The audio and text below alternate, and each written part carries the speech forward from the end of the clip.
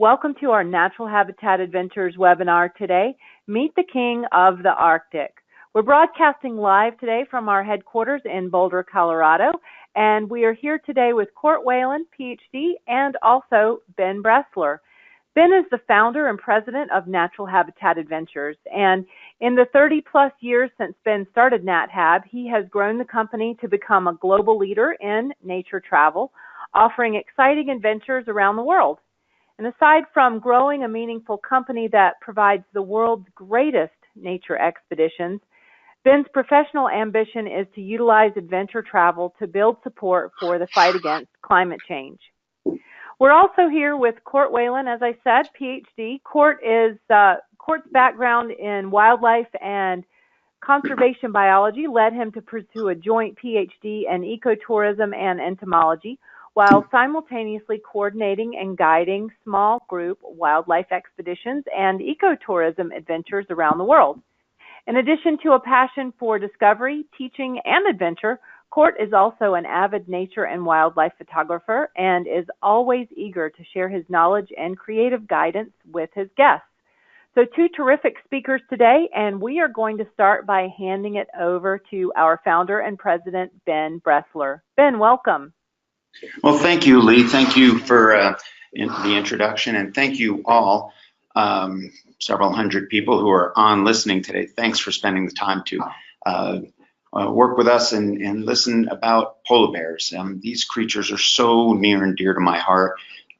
They are absolutely incredible creatures, and they are so linked with Natural Habitat Adventures and our 35 years of being in existence.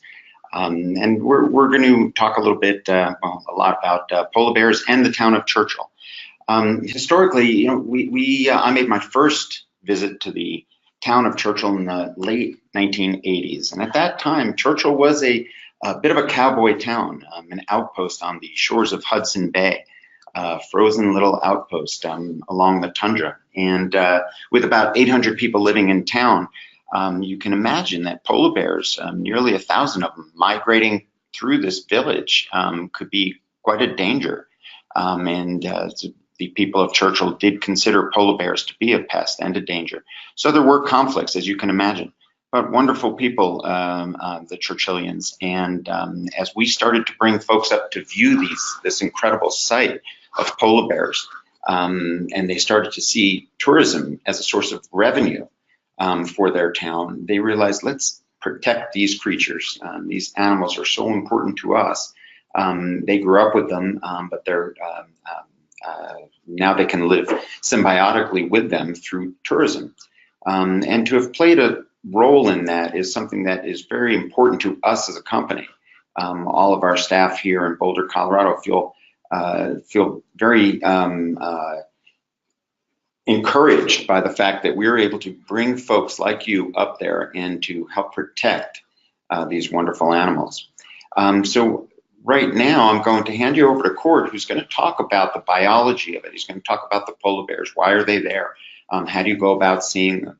And it is an incredible spot. It's the only place in the world where you can guarantee to see these animals in such a way. So I will now hand you over to probably the only man on the planet who has a PhD in entomology and ecotourism, which basically means watching monarch butterflies. Court has guided all over the world, and a very impressive man, and everybody here is Dr. Court Whalen. Well, folks, thanks so much, and thank you, Ben. Yeah, pleasure to be here, broadcasting live from Boulder, Colorado, where we're getting some of our own Arctic conditions, quite a bit of snow out there, quite a bit cold. So I'm in an Arctic sort of mood. So really pleased to talk about a place that's very near and dear to my heart today. We're talking about Churchill. We're talking about polar bears. We're talking about Arctic ecology and all sorts of great stuff. So the first thing you're going to see here, of course, is going to be this snowscape. This is the tundra, folks. These are a little stand of spruce trees. You might be wondering, well, aren't we talking about polar bears? Where is the bear in this picture? I don't see a polar bear there. And this is sort of an intentional way to say that, it's about the polar bears. We're there for polar bear expeditions. destinations. That's the title of the trip. You will see polar bears. But really, I think the lasting thing, the takeaway that so many people appreciate is the environment, the tundra, the town of Churchill, the stuff that you didn't expect to see, the stuff you didn't expect to fall in love with. And I think that that's why, you know, our quote unquote polar bear trips are so amazing. But it really is, it's a week in the Arctic more than anything, with polar bears being this massive, massive cherry on top, of course, literally and metaphorically. So without further ado, let's get in the presentation. So the elephant in the room, of course, is the polar bear on the tundra. And we'll get more into this in just a second. But let's kind of step back and talk about the destination. Where are we going exactly? Why are we going there? This green arrow right there, that's Churchill. It's just that little spit of land, it's a little elbow that juts out into western Hudson Bay. And this is our focus of the trip. When we go into the itinerary, you'll see where we start the trip and how we get up to Churchill. But for now, let's just talk about Churchill as this really unique Arctic frontier town. It does have some amazing, amazing history, and this is something that we would love to talk more in depth about on the trip itself. We get to hear from local presenters and historians. Your expedition leaders are extremely versed in the history and the culture of the area. But just in short, to give you a kind of idea of what's going on up there and why Churchill was founded several hundred years ago, it really has a lot to do with exploration. And I think that as we go into this presentation and go into the trip itself, you'll realize that that feeling of exploration really perseverates throughout the trip. So it started off with exploration of places like the Northwest Passage, which is actually now just ironically starting to open up for the first time in history as ice does become less prevalent in the area. But Northwest Passage, folks like Franklin and other explorers constantly were in search of this because of the trade possibilities, the travel possibilities. And then quickly, a number of people started figuring out that there are natural resources and natural riches to be had by way of things like the fur trade and trade with First Nations people in the area. And so the French and the English, they all had a stake in this, and you might hear of a popular name like the Hudson Bay Company, which actually is one of the, I think it's a business case study of one of the longest still running corporations in the world, started back in the late 1600s. And on the streets of Winnipeg, you can still see the Hudson Bay Company now having morphed into more or less like a Macy's department store. It actually has its roots in this exploration with things like the fur trade, trading beads and furs and other natural resources of the land with the First Nations people. So that feeling of exploration, again, it is constant throughout the trip, and we do so in a bit of a new, novel way. We might not be riding in old wooden boats and expecting you to paddle your own way up to Churchill around the Hudson Bay. But we do so in really, really interesting ways. One of our innovations, the ways to see the Arctic in modern form, is with our Tundra Lodge. If you're familiar with our polar bear programs, you've probably heard of this before. Maybe you're going to be on this with us this coming fall. We'd certainly love to have you. And you can see here, it's this extraordinary kind of roving, mobile train car-esque kind of environment that we stay on, we sleep on, we have our meals on, and then we go in mobile rovers each and every day exploring the tundra. It's a really, really cool way to do so. We'll kind of come back to this in a second. Let's talk more about those rovers, because this is really another good innovation that we've been able to pioneer up in the Arctic, and it's probably the most responsible, sustainable, best way to see polar bears and other wildlife and the landscape of the northern Arctic area. So you can see here, this is our polar rover. It's one of these amazing, I often describe it as like a school bus on big monster truck wheels. These are huge wheels that are about 5.5 feet tall. Not only is this an all-terrain vehicle, you can see here the rover kind of roving through a small pond. There's a thermokarst pond. I'll fill you in more on what that means if you join us on the trip. I don't want to go into it here, but basically these freshwater ponds that are around the tundra, you have to have a pretty massive all-terrain vehicle. But also, you can imagine when you're dealing with polar bears, one of the largest bear species in the world, they're pretty big. They can stand up on their hind legs. This is also for safety and responsible viewing as well. You can see up at those sliding school bus style windows, you're well above where a polar bear might have its reach, but nevertheless, you're not so far above that you can't take amazing photos and get amazing views. Sometimes you can smell the breath of a polar bear as it is curious and walks around the rover. It's pretty incredible. So we do a lot of things to outfit these and fine tune these and make sure that they're, again, not only responsible, sustainable, but a great way to see the bears. Little tiny things that we do with the engineers designing these amazing vehicles, to something small as slanting the forward windows. These are technological innovations that we found gives us better ways to view the tundra. So again, I think that this idea of exploration really is constant throughout these adventures. But it's not just the technological stuff. It's going back to some of the roots of the area as well. On all of our polar bear trips, we love the fact that we feature dog sledding. It's a really, really cool experience. The sled rides, they're pretty short through the boreal forest, but I think the interaction with the dogs themselves is certainly my favorite highlight. Being able to see how enthusiastic these animals are to do what they do best, what they really are designed to do is pull and haul and be active, and you can see how happy these dogs are just pulling these folks across through the boreal forest. Going back to the technology, we also have the ability to get in heli rides. This is an optional thing that we have on each and every trip. We usually do this in our final day up there, but again, a really, really cool way to see the tundra. And we'll talk more about how that fits in the itinerary in a bit. But at the end of the day, Churchill itself, as Ben mentioned, it's still a frontier town. It's an Arctic outpost. It has all these amazing sights and sounds. When even just walking down the main street can be kind of interesting. It's a small town. It's humble. It's still only between 400 and 800 people year round, so it maintains that small town feel. But I think when you're in these remote outposts, no matter where in the world you are, the tropics, Africa, the Arctic, the Antarctic, when you're in these remote areas, the tips of our planet, the absolute fringes of the earth, even things as simple as walking down Main Street, just seeing how they do things differently, going into the general store and seeing, what kind of things do they ship up there? What are the common needs? I think it's a really, really cool foray into this other lifestyle, and I absolutely love it. So again, getting back to that first slide and the first thing I mentioned, you come for the polar bears, but people absolutely love the experiences they have in the area, on the tundra, in the town, et cetera, et cetera. But without further ado, let's get into the bears themselves, because again, this is certainly one of the key highlights of the trip. So we're talking about bears here. There are about 19 polar bear populations. They're circumpolar. They're found in 5 different nations more or less around the North Pole. And these different populations, these 19, they're mostly set aside and delineated by more or less like governmental ownership of land. These bears, they can move anywhere they want. However, we do we see an interesting phenomenon that is exhibited by polar bears in what's known as this Western Hudson Bay population. You can see the arrow pointing to it. Is that these bears, they live their entire lives mostly in the Hudson Bay. So you can see here by the ratio of that dot, we're looking at a population in and around 1,000 to 1,500 bears.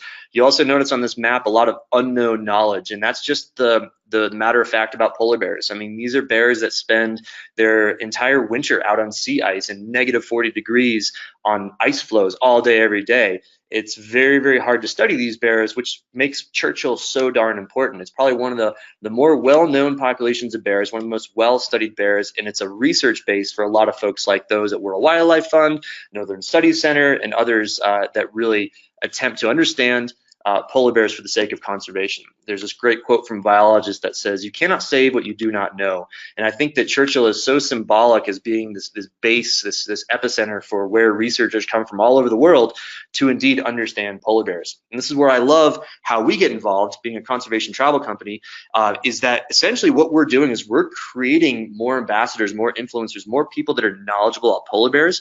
And I can honestly say that you coming on the trip and viewing polar bears in the Arctic with us, you leave as one of the most knowledgeable people in the world about polar bears. It's the coolest thing when you think about it. There aren't that many people that know a lot about polar bears, but you come with us on a 6 or 7 day trip and you're going to leave really understanding the ins and outs of the ecosystem, understanding polar bear biology, et cetera, et cetera. And a lot of that has to do with the great work of our colleagues at World Wildlife Fund. This is just a cool example, some paw prints, one of the recent studies that have come out, one of the recent innovations that they're doing. We might innovate with polar rovers and ways to see the tundra, but they're innovating in a really great way to understand polar bear migrations, polar bear habits and behaviors, et cetera, is they've actually pioneered a way to essentially extract DNA from a polar bear's paw print on the snow. So from DNA, you can know things like approximate age, the gender, the condition, et cetera, being able to almost barcode an individual polar bear and know where it's going, if it's been here recently, et cetera, et cetera. So really cool things like that. Plenty more we'll learn about on the trip, innovations in all sorts of stuff when it comes to science and biology. And really looking forward to sharing that with you guys if you can make it up there with us. So again, let's talk about bears. They're pretty amazing animals, and we're seeing them then in their honest to goodness natural habitat. They all have their own personalities. They all have their own behaviors. We're seeing a population of bears that are migrating through the area in and around 1,000 to 1,500. One of the first questions that I'll get is, well, how many bears are we likely to see? And this is, a good time to address this in this presentation. Is you never really know, but one of the absolutes that I can tell you here is it's almost never about how many you see. It's about how you see them. And I think that every single person that's been on one of our polar bear trips will probably attest the same. Maybe one group has seen, 5 of them over the course of their trip. Another group has seen 55 of them, just, luck of the draw within the season itself. And we'll talk more about seasonality in a second. But again, those numbers are almost, I don't want to say pointless, but they're totally ancillary to the main things, which if you're going with the right people and seeing in the right way, it's going to be that one moment that sticks with you the rest of your trip and really the rest of your life. It's how did you see that polar bear? Maybe it's a mother and cub ambling along the shore of the Hudson Bay. Maybe it's a solo young male walking through the sort of brown and red fall color of this tundra here. Maybe it's a couple male bears spar fighting. Maybe it's a couple that are just rolling in the snow, taking a little bath here. A surprising fact is that polar bears, although you think bears are kind of nonchalant, they're actually quite fastidious animals. They want to be clean. They're using that Arctic camouflage, so they'll often take little snow baths, and it's one of the coolest things to see. So, our style of trip is to get you in the right place at the right time with the right people, and we might sit here, if we encounter bears like this, we might sit here for, a couple hours at a time. We might break out our picnic lunch while observing these bears in the tundra, because they're going to do different things throughout the day. It's a really, really great thing. So sometimes, again, they're lounging, they're rolling around, maybe they're resting. Other times they're making tracks, and we can see how they move and how those big paw pads are able to walk on snow, and in some cases walk on the edge of ice, et cetera, et cetera. And it's an amazing thing. It's a glorious thing to be able to watch one of the most fascinating animals in the world in their natural habitat in a very, very close proximity. It's really, really amazing. So, let's talk quickly, getting back to Churchill. This is where we're at. Why in the world is Churchill such a great place? Well, first of all, it's accessible. So even though there are no roads to Churchill, there's a railway and there are flights. It's more accessible than way, way further up north, because there is land. You can actually build an airport. You can't build tracks, can't build an airport on floating sea ice, so it is accessible. But probably more than anything, it's the predictability of the seasonal pattern of ice breakup and ice formation. So the long and the short is that basically, each summer you have what's known as ice breakup, and this Hudson Bay actually freezes solid in the winter. Right now, we're actually leading our Northern Lights trips up to Churchill, which I'll get to in a second, but it also happens to be one of the very best places on the planet to see the aurora borealis, which is awesome as well. But basically, right now, it's absolutely frozen solid. There is no open water, very little open water, and small leads and cracks in the ice. But for the most part, it's totally frozen, and it will be until next summer. Then fast forward to July, more or less, it's always a little bit different from year to year. You're going to have this ice breakup phenomenon, and the bears know it.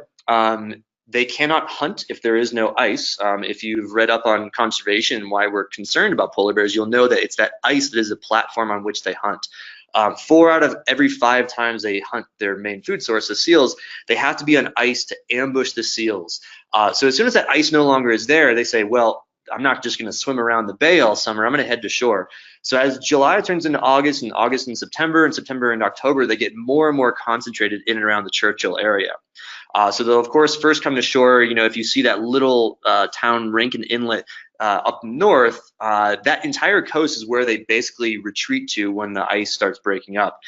Now, here's the flip side of this, is that they also know that Churchill and this little split of land, this little elbow, is one of the first places ice will reform in the fall, usually around the 1st of December.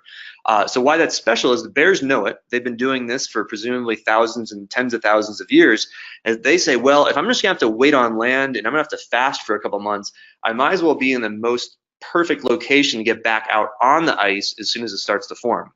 And it's not a coincidence that Churchill is the first place that it forms. First of all, you have this, it's known as a circumgyre rotation of ice. Big fancy word to say basically moves counterclockwise.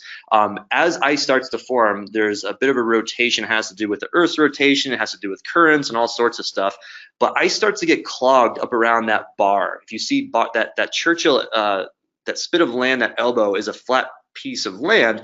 So as ice starts to rotate, it gets clogged right there. In addition, not only do you have the Churchill River, but a couple other big rivers that aren't depicted here that flow into the water. And think about it, you know, fresh water freezes first compared to salt water. So again, first place ice is there. Polar bears know it. They're aggregating. As you get into September and October, the bears are there in mass and they're waiting for that ice to freeze, again, usually sometime after Thanksgiving. So they're first to feed. You know, that's their priority. So a little bit of history on why Churchill. So just a fun slide to put in here. You know, when we talk about polar bears, they are superlative. They are quite unlike any other bear, but in a way, they're actually quite similarly related. So you can see the bear lineage, and we'll talk about more on this on the trip itself, but the bear lineage goes back, you know, dozens of millions of years, but it terminates with the most recent bear speciation, which is actually the brown bear or the grizzly bear. Same thing, basically. Brown bears are those grizzlies that are found on coasts. Grizzlies are those that are found interior, like in Yellowstone National Park. But the big brown bears of like coastal Alaska, we call those the browns, but same species. Polar bears are believed to have actually evolved from brown bears about 300,000 to a couple million years ago, which in the big grand scheme of things, when you think of the Earth being 4.7 billion years old, modern life being about 1 billion years old or 500 million years old for present day forms, it's actually pretty recent in the grand scheme of evolution. So we see a lot of traits that are similar, but then of course a lot of new evolutions and new adaptations, and we'll get to those specific things on the trip itself, but it's really quite fascinating. No other bears are found up there. However, just as a fun aside, we are starting to notice some patterns of grizzlies and black bears found just south of the area where polar bears congregate in Wapusk National Park. It's kind of neat as well. But while we may not see those other bears this time of year, we will see some other really cool Arctic critters. And while I love polar bears, I love bears in general, foxes are of particular interest to me. I think they're just amazing, resourceful creatures. And the Arctic fox is one of the most elegant. Sometimes we might see them as little fuzzy fluff balls on the tundra and the kelp beds here. Other times they're darting along on the landscape. But another fox inhabits the area known as the red fox. This is actually the most widespread carnivore in the world, the red fox. And it's, you know, Churchill, I haven't said this yet, but it's one of the most fascinating parts of Churchill and why it's so special for wildlife is it's the confluence of three very major biomes of the Earth. It's the northern extent of boreal forest, it's the southern extent of the tundra, and it's the western extent of the marine ecosystem in the Hudson Bay. So you get these three major biomes, and what you start to see is that you have a mixture of animals that normally wouldn't overlap. So it's one of the only places in the world where you're going to routinely see red fox inhabiting the same area as Arctic fox. Quite interesting. You're going to have really great bird life. One of the most iconic species with its really cute little feathery legs and toes there is the ptarmigan. This is about chicken size. We see these in the tundra, excellent camouflage as the snow begins to fall, but they still do stand out quite a bit. The snowy owl, I mean, this is what an Arctic denizen. We see these, you know, come down into the lower 48 when they are migrating, but this guy is an amazing thing if we're lucky enough to see them on the tundra as well. But of course, you know, polar bears are without a doubt the most spectacular. I would say, you know, showing this photo, I'm always a little bit torn because this is a very special moment. This is not something that everybody gets to see, but it is a reason, one more reason why Churchill is so darn good, is that it's one of the few places in the world where polar bears will actively play fight or spar fight on the tundra itself. And we do often get to see this throughout the course of the season. We're not sure why it only happens here, but the idea is that these younger males will practice with one another before they're actually out on the sea ice when it really counts. So these bears are just playing, you know, a little bit of fur might sling here and there, but they generally don't draw too much blood. They're really just playing and practicing and seeing, essentially they're testing one another to see, you know, how far can I take it when it really does count. And seeing something like this in this beautiful red and brown tundra, this is sort of like an early season trip. I mean, golly, if you're a nature photographer, it doesn't get anything better than this. So let's talk about seasons. This is one of the first questions I'll get when folks are interested in joining a trip is, well, when do I do it? Now, of course, we have a very narrow season. It goes from about the second week of October through about the third or fourth week of November, prime part of the year, prime part of the season. But in general, what can you expect when it comes to weather up in Churchill? So It's not too bad. No, Churchill is an interesting place. It definitely has seasons, but a lot of people think that it's just this winter, Arctic, snowy, cold place year round. It's not the case. It actually does have 4 seasons. It is a harsher winter. It is a longer winter, but we do run really amazing trips up there in the summer when there can be some great wildflowers, great colors to be had.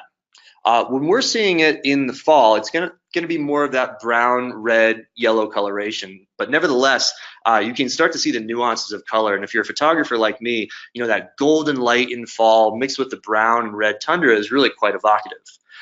So I like to break it down into 3 mini seasons. So again, like I said, we only run trips through about, let's say October 10th or so until about the 3rd, 4th week of November. We can kind of break it down into 3 parts further. So the first part of the season would be, an early season trip. You're definitely going to get the red and yellows and brown tundra. You're going to get a little bit of ice here and there, a little bit of snow. You can definitely get a snowstorm, but it's probably going to be in and around freezing, day and night. The temperatures don't change too much in terms of highs and lows. This is a great time of year for a few reasons. One, if you're coming from an area where you're not used to cold, having your temperatures in and around freezing for the Arctic and subarctic is pretty doable, pretty manageable. So if you're worried about the cold, it's a great time of year to go there. You're still seeing great bears, but you're not dealing with the real harsh cold that it can be in the later season.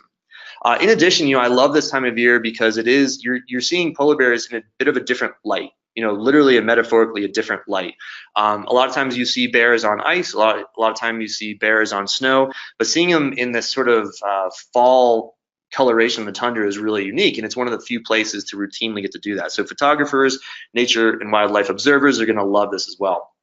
And lastly, notice how keenly this white bear sticks out on the brown tundra. It's the same thing for a lot of the other Arctic wildlife. So the Arctic foxes, for instance, stand out quite a bit. So it's a little bit easier to spot wildlife because you have that strong contrast. So mid-season is the next time, and we're gonna start to get into that snowy landscape. Look how different it is between the last photo and this. You see the willows are still exposed, those plants in the background, but we're starting to get a little more of a coverage. We're starting to get, definitively more gray skies. A lot of the snow comes in and around mid-season. So early season going from October 10th to, let's say, like October 21st. Again, these are arbitrary. Mother Nature doesn't always look at the calendar when winter storms come in. But yeah, let's say like the first couple of weeks, that's sort of the early season. We start to get more routine snowfalls by mid-season, and that's going to be from October 21st, 22nd to about November 4th or 5th. That's kind of like the middle of the season, more or less. I think a lot of people choose to, or a lot of people do book at that time of year, book our trips because it is the dead middle of any sort of migratory season. But I can tell you what we always do is we always shave any sort of shoulder season off on the trip. So while it's maybe harder at this point to find a mid-season trip, don't let that detract you or distract you from joining one of our adventures, because I love early season and late season as well. But again, mid-season, we start to get snow. Photographers love this because it is that traditional, that classic, iconic Arctic landscape. It's good for photos. It's good for observation. It's getting colder. We can easily get a winter storm coming through. We can have whiteout conditions. We can easily get temperatures in the double digits or low double digits or even single digits. Things like 5, 10, 15 degrees Fahrenheit, very common as we get towards the end of October, around Halloween, more or less. But it's getting cold. It's getting cold. So that's one thing to consider when thinking about these 3 different mini seasons. But again, the bears don't care. They're used to negative 40 year or winter long. So it doesn't really distract or detract them from the experience. But just keep that in mind when picking your season. And then, of course, as we go into late season, we're looking at, again, arbitrarily November 5th through the very end, so about like November 18th or so. That's when, we're going to get definitely winter weather. This past year, I was up there around that time, and it was actually in the hard negatives. It was like -10, -15 with wind chill. So it's pretty darn cold. Again, if you can handle it, the bears definitely can, and the bears love it. The bears are totally okay with cold. They might even be a little bit more active because they're not dealing with that thermoregulation. They're extremely adept at dealing with cold temperatures, so they're just fine. One thing to keep in mind, so between this early, middle, and late season, we'll just cycle here onto the next photo just for a little picture yourself here moment. One thing to keep in mind is that I mentioned that bears come off the ice around July. They get more and more concentrated on the coast and down in Churchill as August goes into September to October to November. Technically, the bears are at their highest concentration about a week or two before the ice freezes. Now, here's the trick, is that yes, of course, you'd like to be there during that time, but you never exactly know when the ice is going to freeze. Generally, like 95% of the time, it's going to freeze around December 1st with a window on either side by, a few days or a week or so on either side. So there's a bit of a more risk-reward scenario going on. If you go on one of the very late season trips, it can be, and actually routinely is one of the most banner trips of the year because the polar bears are in their highest concentration. They're getting antsy. They realize the ice is starting to form. We'll see what's known as grease ice out on the Hudson Bay. So they start to know that something's happening, and they get even higher concentrations. But with that reward, there's also a little bit of a risk. It's actually not a very high one, but you must know going into it that, if the ice freezes early, which it can do at any time, remember, Mother Nature doesn't have an exact blueprint of what she should be doing. She acts at her own will. If that ice freezes early, it could be a little bit harder for bears to be spotted. So just keep that in mind with the risk-reward scenario. The later you go, there is technically probably going to be more bears visible, but then there's also going to be that risk that the bears might have actually already gone out on the ice. They're a little bit more dispersed. It's a little bit more searching time on your part. So the bear seasonality is actually quite parallel to the wildlife seasonality in general. So things like this morning yoga Arctic fox here, these guys follow the polar bears around quite often when they go out on the ice because they're scavengers. They know that when these polar bears take seals, they're eating mostly just the fat, mostly just the skin, and leaving a lot of the nutritious protein. We can get into that as to why exactly on the trip. It has a lot to do with water loss and water balance within the polar bear's metabolism.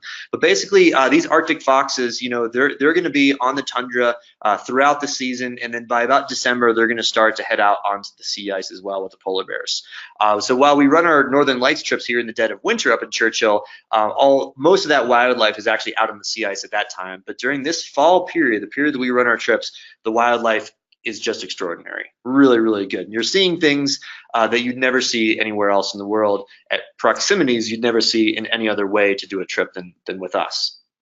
So I've been alluding to this. We're going to get to this at this point, the itineraries. How do we do our trips? What are the expectations? So let's get right into it. All of our trips start and end in Winnipeg, Canada, in the province of Manitoba. It's actually really, really easy to get to. It's just over the border, so there are direct flights from Denver, Minneapolis, Chicago, and maybe a couple other cities. Usually pretty affordable airfare too, if I might say so myself. So we're getting there again in fall season, nice golden colors to the trees. We're staying in this really cool historic railway hotel known as the Hotel Fort Garry. It's a beautiful little property located nice in the heart of downtown. An area called the Forks is not too far by, so if you do come in early, there's some really nice things to go walk around and see. I certainly recommend it while you're up there. But we do our first night there, and then we immediately head up to the Arctic. We do so in our own charter planes, working with a company called Calm Air. They're essentially the airway of the North.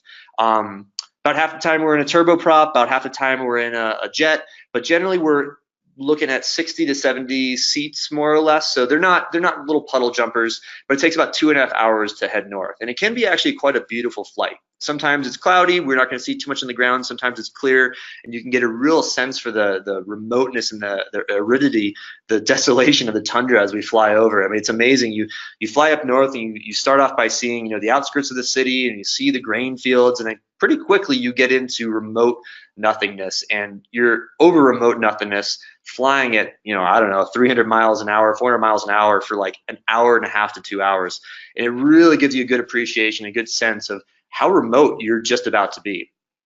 So then we get to Churchill. Oh, no, sorry, wrong slide. Sorry, that's my little joke there. There's Churchill. Churchill, a cute little town. It is small. It is a remote Arctic outpost. It's a population of 400 to 800. But this is why people, I think, fall in love with it. It's quirky. It's interesting. It's got a charm, and it's tucked right on the edge of the tundra. So it's got this amazing environment around it, and it's got so many superlatives about these long sunsets and short winter nights and long summer nights, and it's a different part of the world. So there's a definite charm to it. Now, in terms of the itineraries, I'm going to break it down into two main parts or two main differences. You're probably going to go on our website and see 6, 7, maybe 8 different itineraries listed there. I'm going to break it down for you so it's quite simple. So the main difference is whether you're on the Tundra Lodge or you're in town. We have, I would say, about 1/6 of our programs are on Tundra Lodge. These are the ones that usually sell out first. You're out in the tundra, you're sleeping on this kind of train type car and small sleeping berths. It's a really cool way to do it, but it's not necessarily for everyone. It's definitely the most rustic. There are shared bathrooms, but it's a cool way to be out there essentially 24/7. I did look at availability within our system here, and I did see that there is still some town and tundra trips where we actually split our time between the town and the Tundra Lodge, which is a really great combo way to do it. So I see there are some still available for the early season, that fall coloration I was talking about. So yeah, if you're interested, give us a call. And it's a great way to join our expeditions up there. But the other big half of it is those that are town-based. And the majority of programs are indeed town-based.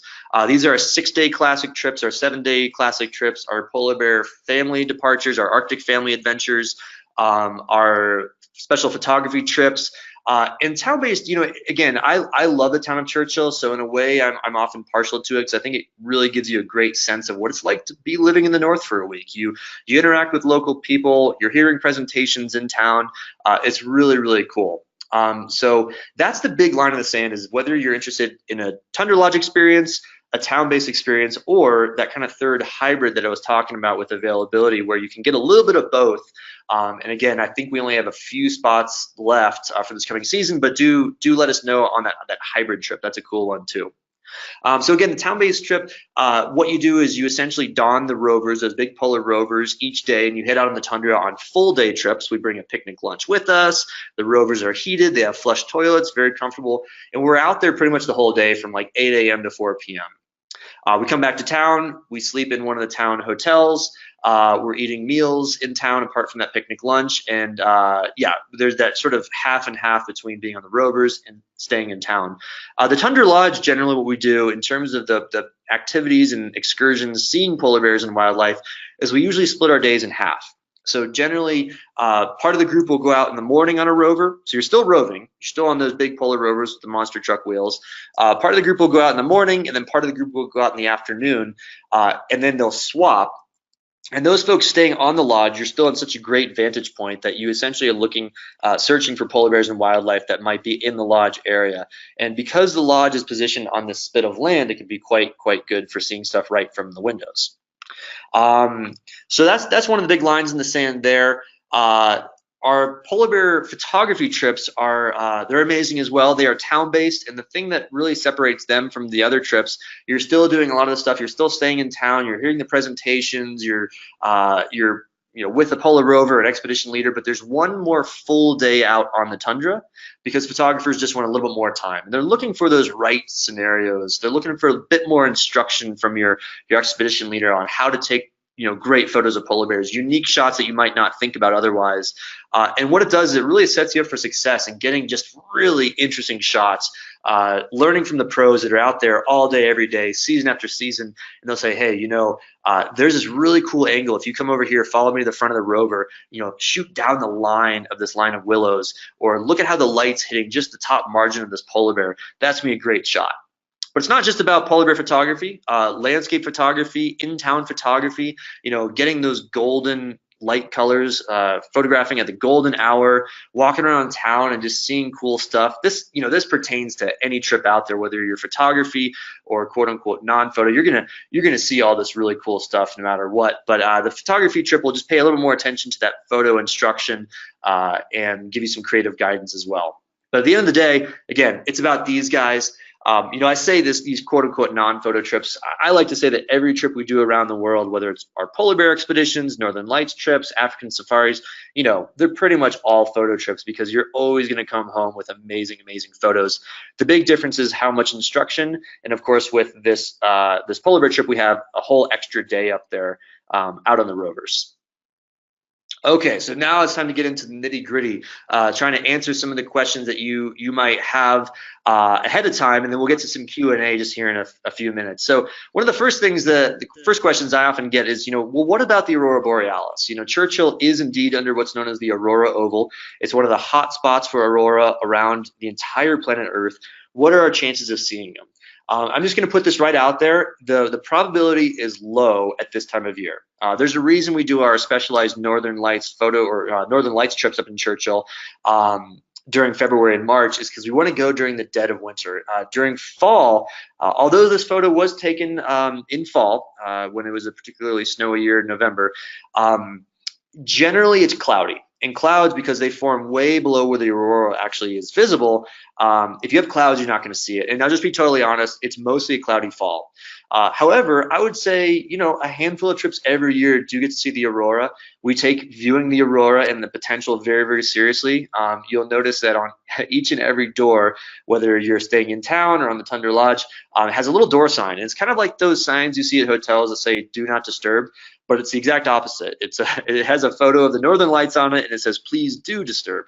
And so that, if you put that on your door at night, all of we expedition leaders, we kind of go in shifts, and we look for the aurora throughout the night. And if we do see it come out at some time, we will go down the hallway of each and every hotel that we have guests at. We will knock on your door, and you can throw on your Parker real quick, come outside, and we'll show you some amazing, amazing aurora. So it's not so much that we don't offer it. We definitely want to see it. Just know that fall is not the greatest time of year to view the aurora. People often want to know what the physicality is like on the trip. How much am I hiking or walking or needing to climb stairs or anything like that? In addition, this also gives me a good opportunity to show you what the inside of the Polar Rover is like. And actually, one of our biggest superlatives, one of the biggest differences that we have as a company, is the fact that these Polar Rovers, you can see they're kind of like airplane seats, 2x2. They can fit up to 32 people, but we will never put more than 16 people in a rover, because we want to make sure that you have a window seat. Every single NatHab traveler gets a window seat, and that's one of the biggest differences with natural habitat. A polar bear might be on the left side, might be on the right side, might need to go on the back viewing deck. We want to make sure the whole group has an equal opportunity, and it's one of the biggest differences we can possibly make. But as I go back, let's talk more about the physicality. You can see, it's a pretty wide aisle. You don't need to, worry too much about walking around. There's not any long hikes on the trip. It's probably one of our least active trips. And some people might say, well, gosh, I wish I could have a more active trip. It's a safety thing. We can't get you walking around the tundra proper in the conservation area amidst polar bears. In town, there's definitely time to walk around, but there are strict curfews. There are rules that we go over at the start of the trip of how you walk around and when you walk around. But in general, usually it's the other way around, is, well, how fit and how physical do I need to be? And the answer is it's a very easy trip. You just need to be able to walk a little bit on snow or a bit of ice here and there, depending on the season, and then be able to, essentially sit in a seat and watch polar bears from Polar Rover. It's absolutely amazing. It's very akin to an African safari, I would say. If you do well on an African safari, you'll do great on a polar bear trip. Accommodations, they're classic, charming little inns. These are nothing fancy, but they really shouldn't be. I would be so sad if a big Hilton or a big Marriott ever came to the town of Churchill. I don't think it ever will, but these are small little 2-star, kind of like Motel 6 type places. But they're everything you need and nothing you don't. They're clean, they're warm, they're comfy. You have a private bathroom, you have a comfy bed, a place to store your luggage. And then during the days, we keep you busy enough that you're out adventuring the whole time. But it's good to set the expectation that they're not glamorous, but they are great. They're clean, they're comfy, they're warm, everything you need, nothing you don't. Extra activities. So, I think the dog sledding is such a unique, fun dimension to the trip itself. Every single polar bear trip, you have the option to do dog sledding, and it's built into the trip itself. Several years ago, we had this as an option you'd have to sign on for. This is now standard across the board. Each and every trip we do has this as an availability, and it's included. You don't have to sign up for it. It's part of the trip. It's a really, really cool experience. Like I was mentioning before, the dog ride is short, so it's not like you're braving the elements with the wind whipping by for too long. I think honestly the biggest takeaway, the most fun, is what this gal's doing right here, is just interacting with the dogs. They're so lovable, they're so playful, they're so welcoming, if a dog be welcoming.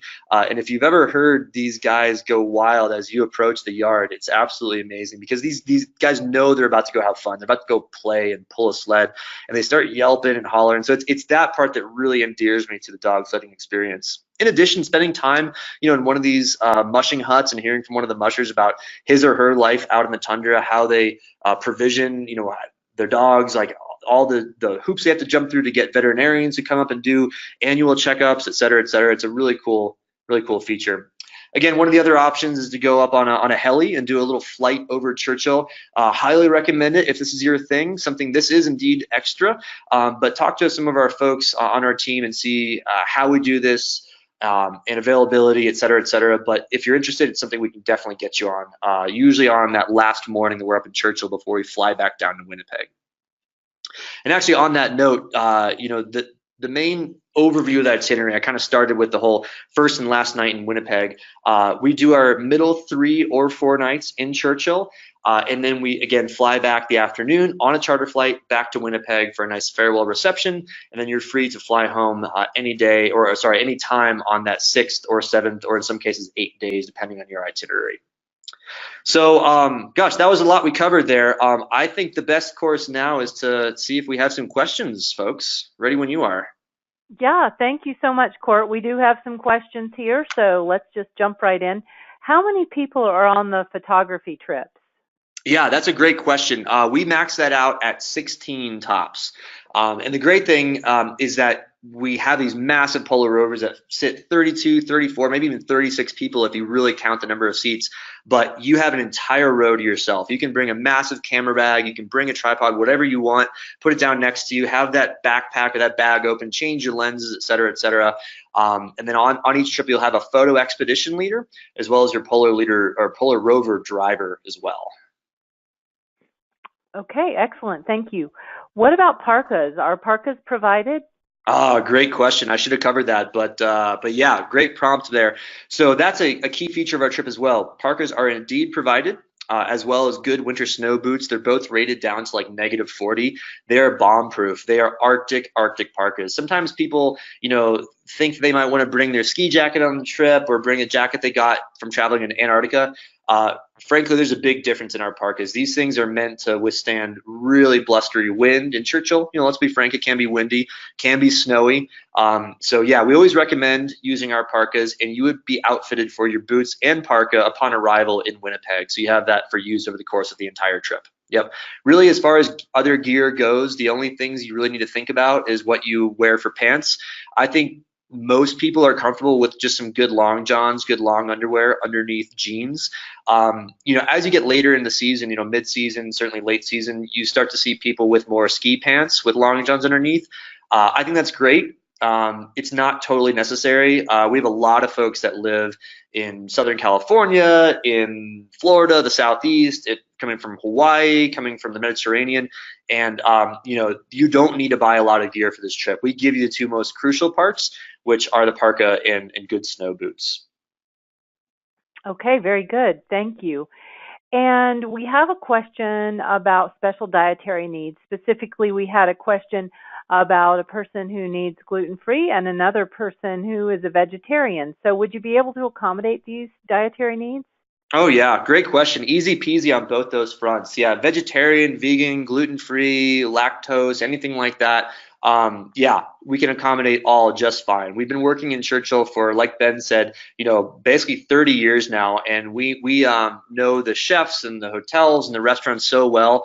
It's a very, very common thing. So yeah, don't feel that it's going to be a bother. Don't feel it's going to be a challenge. Gluten-free, vegetarian, and even stuff beyond that, absolutely doable. Mm-hmm. Okay, very good. Thank you. Let's see, looks like maybe one more question here, and that is about children. Do you have family trips? And if so, what would the allowable age be of the youngest child? Yeah, that's a great question. So I didn't properly cover that Arctic family adventure. That's one of our new itineraries, so it just kind of slipped my mind. But that is one of those 6 or 7 or 8 different itineraries you'll see on our website. I'd certainly encourage you to go check it out. That's going to be a 6-day trip. The difference is that it's going to be a little bit more active to keep kids engaged and entertained. It's going to only be one day on the rovers in the tundra, sitting on a rover for 8 hours a day, while adults and educators and inquisitive minds of all ages will certainly love that. One day is usually enough on our family trip for kids specifically, and we build in a few other things like helicopters and some other things like curling, et cetera, which, spoiler alert, we try to do on a lot of our other trips too, but we do try to keep it a little bit more active, kids more engaged. We can take kids quite young on that trip. I want to say we can go all the way down to maybe like 6. On our normal trips, this is everything else, they are generally more adult oriented. However, we do take children down to the age of 12. We just ask that on our regular trips, our non-family trips, your child or teenager is going to have the most fun if they are engaged and want to learn and want to see and so on and so forth. So, any sort of past travel experience is a good bellwether for that. But we do take kids on all trips down to the age of 12, and then that special Arctic family adventure, I want to say 6, but if you are super keen on it, definitely give our office a call. You can either talk to myself or anyone in my team here that will answer the phones, and they'll have that information right on hand. But I want to say 6. Okay, very good. Thank you. All righty. Well, Court, we will stop there. We've got questions that we can follow up and answer after the webinar is over. But for now, I think we'll stop, and I will make sure that everyone gets a link to this replay. So back to you for closing comments. Yeah, thanks so much, Lee, and thank you all for hanging in there. If we didn't get to your question, we take those very seriously. Our team will reply to you with answers to those questions. You're always welcome to call in, ask to talk to me or anybody else on our team that specializes in planning and booking these polar bear expeditions. I hope you got from the presentation, some of the nitty-gritty, the bones, the idea behind why we do these trips, how we do them, and the excitement that really is waiting for you up there. So I would love to see you out in the field, love for you to join us on a trip, and let us know how we can make that happen for you. All righty. Well, my thanks as well. We appreciate having all of you here with us, and we will get back to you if we didn't answer your questions. So we've got that complete log of all questions submitted. And with that, we'll say good day and conclude the webinar. Goodbye, everybody.